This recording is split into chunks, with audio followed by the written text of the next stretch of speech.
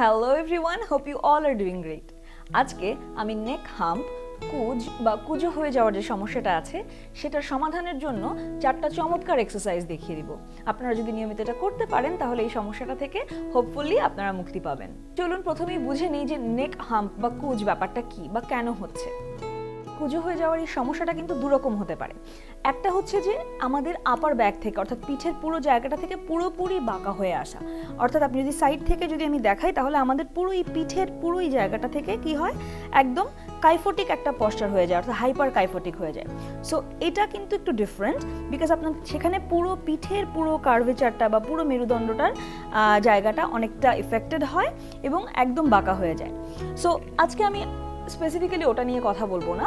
আমি আজকে যেটা নিয়ে কথা বলবো সেটা হচ্ছে নেক হাম্প, অর্থাৎ নেকের কাছে, অর্থাৎ আমাদের ঘাড়ের এই জায়গাটা থেকে আমাদের একটা কুজের মতো তৈরি হয় এবং এটা মূলত পশ্চারের রং পশ্চারের কারণে হয়। আমি স্পেসিফিক্যালি আজকে ওটাতে ফোকাস করব। সো আমাদের আমরা যখন দেখবেন যে আমরা মূলত দীর্ঘ সময় ল্যাপটপে কাজ করি বা আমরা আমাদের ফোন নিয়ে অনেকটা এভাবে থাকি, আবার আমি একটু পাশ থেকে দেখাবো যে আমরা যখন ল্যাপটপে কাজ করছি আমরা একটু ঝুঁকে এভাবে কাজ করি, তো এখানে একটা প্রেশার পড়ে। এবং আবার যখন দেখা যাচ্ছে ফোনেও আমরা এভাবে থাকি, তো দীর্ঘ একটা সময় দেখা যায় স্লাউচিং করে এবং ঘাড়টাকে বা মাথাটাকে একটু সামনের দিকে নিয়ে এভাবে বসে কাজ করি। তো সেটার জন্য যেটা হয় যে আমাদের ঘাড়ের ঠিক পেছনে, আপনি যদি ছবিটাতে খেয়াল করেন দেখবেন আমাদের ঘাড়ের ঠিক এখানে এই জায়গাটাতে, তাই না, পিঠের যেখানে ঘাড়টা শেষ হচ্ছে এবং পিঠটা যেখানে শুরু হচ্ছে ওই জায়গাটাতে এখানে একটা রাউন্ডেড একটা গোল একটা একটু উঁচু হয়ে যাওয়ার মতো একটা শেপ তৈরি হয়। এখন এই জায়গাটাতে অ্যাকচুয়ালি কি হয়, আমরা যখন দীর্ঘ সময় রং পশ্চারে থাকি বা আমরা যখন দীর্ঘ সময় এরকমভাবে ফরওয়ার্ড হেড নিয়ে এভাবে করে থাকি, তখন দেখা যায় যে আমাদের এই যে ঘাড়ের 7টা ছোট ছোট হাড় আছে, 7 নম্বর যে হাড়টা ওই জায়গাটাতে দেখা যাচ্ছে যে হাড়গুলো একটু বাহিরের দিকে প্রমিনেন্ট হতে থাকে। হ্যাঁ, এবং আমাদের এখানে পশ্চারটা, আমাদের স্পাইনের পশ্চারটা একটু রংলি ফর্মড হতে থাকে বা একটু সামনের দিকে আগিয়ে যায়। তখন এই হাড়টাকে প্রোটেক্ট করার জন্য ন্যাচারাল প্রসেসেই এই জায়গাটাতে দেখা যাচ্ছে যে কিছু ফ্যাটি টিস্যু বা কিছু ফ্যাটের ডিপোজিশন হয়। এটা বডি আপনার বোনটাকে বা হাড়টাকে প্রোটেক্ট করার জন্যই আসলে ওখানে তৈরি করে। কিন্তু এটা দেখতে স্বাভাবিকভাবেই দেখতে ভালো লাগে না বা কিছু কিছু মানুষের ঘাড়ে ব্যথা হতে পারে। হ্যাঁ, তো আমরা যদি এই সমস্যাটা থেকে রিলিফ পেতে চাই তাহলে প্রথম যেটা কাজ সেটা কিন্তু হচ্ছে পশ্চারের কারেকশন। অর্থাৎ আমি যদি প্রচুর এক্সারসাইজও করি কিন্তু দিন শেষে বা সারাদিন আমি দেখা যাচ্ছে যে ওই একইভাবে ঘাড় সামনের দিকে দিয়ে বা রং পশ্চারে বসে সারাক্ষণ কাজ করছি, তাহলে কিন্তু উপকার পাওয়াটা একটু কঠিন। এই জন্য প্রথম যেটা করতে হবে আমাদের সেটা হচ্ছে আমাদেরকে আমাদের পশ্চার কারেক্ট করতে হবে। অবশ্যই স্লাউচ হয়ে বসে কাজ করা যাবে না। চেষ্টা করবেন যেন ঘাড়টা সামনের দিকে এভাবে নিয়ে কাজ না করে সোজা করেন। ল্যাপটপটাকে বা স্ক্রিনের যে হাইট আছে আপনি যেটাতেই কাজ করেন সেটাকে চেষ্টা করবেন যেন আপনার আইসাইট বরাবর থাকে, যাতে আপনাকে কুজো হয়ে বা এভাবে কাজ করতে না হয়। So take care of your posture first. তার সাথে আমি কিছু এক্সারসাইজ আজকে দেখিয়ে দিব, সেগুলো যদি আপনারা নিয়মিত দিনে 2-3 বার করে করতে পারেন তাহলেও এটা আপনাকে অনেক হেল্প করবে। প্রথম যে এক্সারসাইজটা আমরা করব সেটা হচ্ছে YWTL এক্সারসাইজ। হ্যাঁ, ইংরেজি 4টা অক্ষরের মতো শেপ তৈরি করে করে আমরা এক্সারসাইজগুলো করব। প্রথমে যেটা করতে হবে, আপনাদেরকে হাত দুটো উপরের দিকে নিতে হবে, ওয়াই এর মতো শেপ করতে হবে। সো এভাবে যখন করবেন খেয়াল রাখবেন হাত যেন সামনের দিকে না থাকে। অর্থাৎ আমরা হাতটাকে কী করব, যেহেতু আমাদের এই জায়গাটা পিঠের কাছে হাম্প, আপনি জাস্ট দেখবেন যে যখন হাত দুটাকে পেছনের দিকে দিচ্ছেন একটু, তখন দেখবেন যে আপনার ওই জায়গাটাতে হালকা একটু প্রেশার পড়বে। সো বুঝবেন যে ইটস ওয়ার্কিং। ফার্স্টে যেটা করছি আমরা তাহলে ওয়াই, দেন হাতটাকে একটু পেছনের দিকে, শোল্ডারটাকে এভাবে রেখে আমরা কি করব, ডাব্লিউ এর মতো শেপ তৈরি করব। সো ডাব্লিউ, এবং এখানেও আপনার খেয়াল রাখতে হবে যে পিঠের দিকে কিন্তু স্কুইজ করছি, আমরা কিন্তু হাত সামনের দিকে দিব না। এটা হলে কিন্তু এক্সারসাইজটা প্রপারলি হবে না। এই জন্য খুব ভালো করে খেয়াল করবেন, আমরা এভাবে এক্সারসাইজটা করছি। তাহলে ডাব্লিউ তৈরি হলো। আমি পাশ থেকে দেখাই। সো আমরা হাতটাকে এরকম করলে কিন্তু আমাদের পিঠের এই জায়গাটাতে, আমাদের ঘাড়ের এখানে কিন্তু প্রেশারটা পড়ছে না, কুজের এখানটাতে।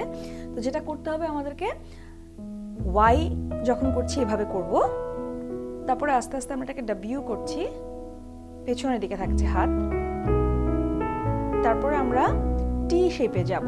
সো টি শেপের জন্য যেটা করছি আমরা এভাবে হাতটাকে, সেক্ষেত্রেও কিন্তু হাতটা সামনের দিকে আসবে না, আবার বলছি হাতটা পেছনের দিকে থাকতে হবে। বারবার বলার কারণ হচ্ছে এটা খুবই ইম্পর্টেন্ট মনে রাখা, যাতে প্রপারলি এক্সারসাইজটা প্রপার জায়গায় আপনার কাজ করে।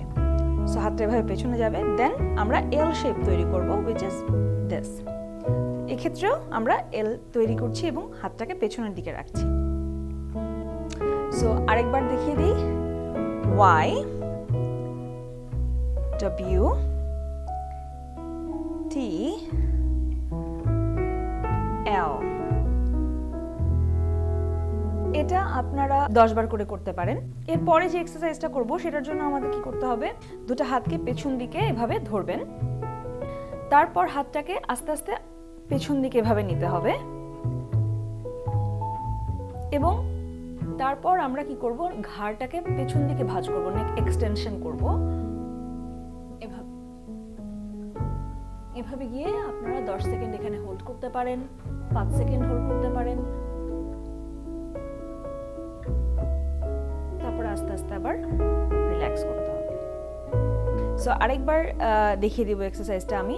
প্রথমে আমরা হাত দুটাকে পেছন দিকে ধরছি, সোজা থাকতে হবে, এভাবে থাকা যাবে না, পশ্চারটা খেয়াল করতে হবে। প্রত্যেকটা এক্সারসাইজের সময় মনে রাখতে হবে যে আমাদের জন্য পশ্চার ঠিক থাকে।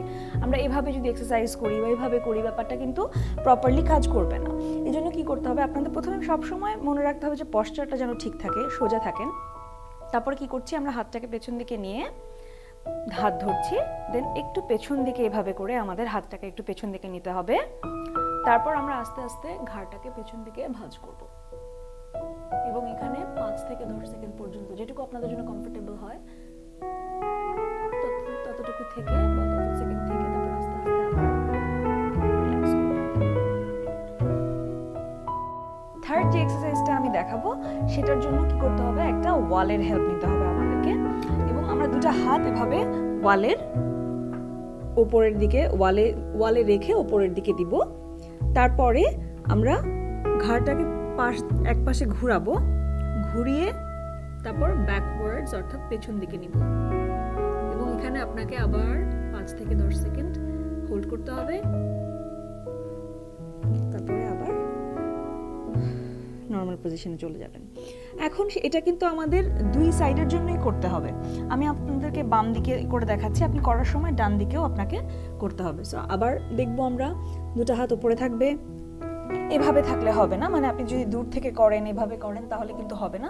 আপনাকে একটু ওয়ালের কাছে গিয়ে দুটো হাত এভাবে উপরে দিয়ে তারপর প্রথমে পাশে ঘুরবেন, তারপর পেছন দিকে এভাবে মাথাটাকে নিতে হবে। দেখবেন যে আপনার যে জায়গাটা কুঁজের মতো, যে জায়গাটা উঁচু যে জায়গাটা আছে, ওই জায়গাটাতে একটা প্রেশার পড়বে।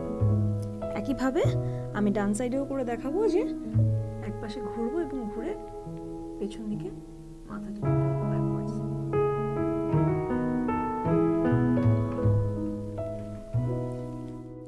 আমাদের লাস্ট এক্সারসাইজটার জন্য আমরা ফোম রোলার ইউজ করতে পারি বা এই ধরনের একটা পিলো ইউজ করতে পারি। বাজারে অনেক ধরনের ফোম রোলার কিনতে পাওয়া যায়, আপনারা সেটা ইজিলি কিনতে পারবেন। আমার কাছে এরকম একটা ফোম রোলারের মতো শেপের একটা পিলো ছিল বলে আমি এটা আজকে ইউজ করছি। সেটার জন্য যেটা করতে হবে এক্সারসাইজটার জন্য, সেটা হচ্ছে আমাদেরকে পিঠের নিচে এই বালিশটাকে প্লেস করতে হবে। এখন সেটার জন্য আমরা এইভাবে লাইং পজিশনে চলে যাব। সো খেয়াল করবেন যে আমাদের ঠিক মেরুদণ্ড বরাবর বালিশটাকে আমরা প্লেস করেছি এবং তারপর সেটার উপরে আমরা এভাবে শুয়ে পড়ব। এবার যেটা করতে হবে, আমাদের হাত দুটাকে উপর দিকে দিতে হবে, এক্সটেনশনে যাচ্ছে। সো अगेन এইভাবে আপনারা 10 সেকেন্ড মতো থাকতে পারেন।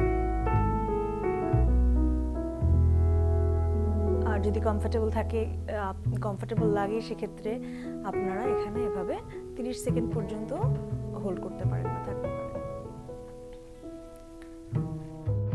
আই হোপ আজকের এক্সারসাইজগুলো নিয়মিত করে আপনারা আপনাদের কুঁজের সমস্যা থেকে মুক্তি পাবেন। সবাই ভালো থাকবেন, সুস্থ থাকবেন। See you soon.